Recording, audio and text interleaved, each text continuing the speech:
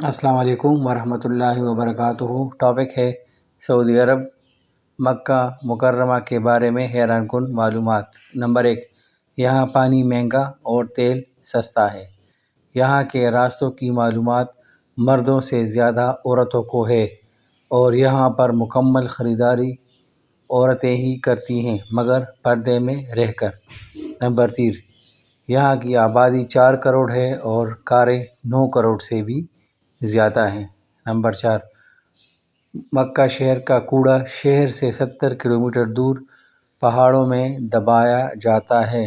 Number 5، یہاں کا زمزم پورے سال اور پوری دنیا میں جاتا ہے اور یہاں بھی پورے مکہ اور پورے سعودی عرب میں استعمال ہوتا ہے اور الحمدللہ آج تک کبھی کم نہیں ہوا۔ نمبر 6، صرف مکہ میں ایک دن میں 3 لاکھ مرغ کی کھپت ہوتی ہے۔ نمبر 7، مکہ کے اندر کبھی باہمی جھگڑا نہیں ہوتا ہے۔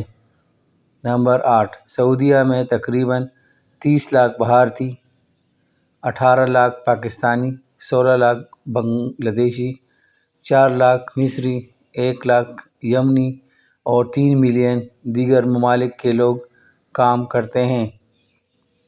سوچو اللہ یہاں سے کتنے لوگوں کے گھر چلا رہا ہے۔ نمبر 9، صرف مکہ میں 70 لاکھ اے سی استعمال ہوتے ہیں۔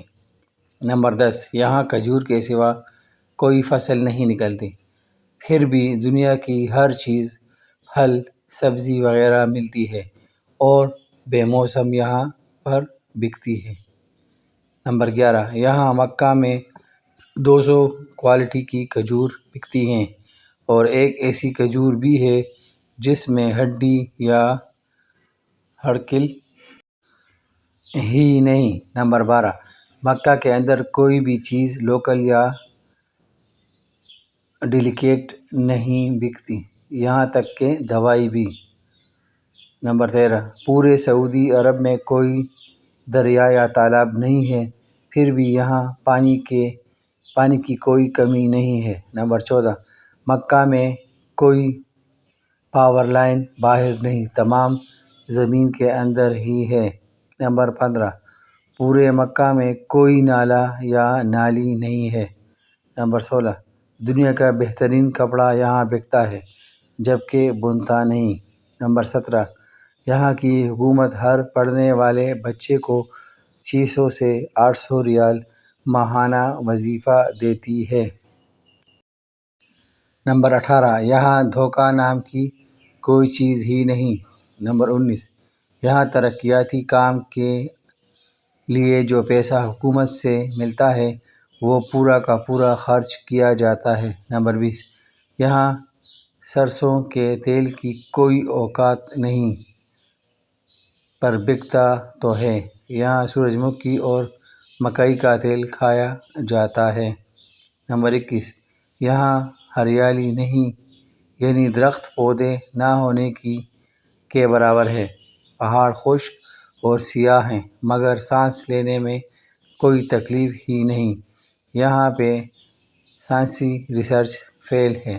نمبر 22، یہاں ہر چیز باہر سے منگائی جاتی ہے پھر بھی مہنگائی نہیں ہوتی۔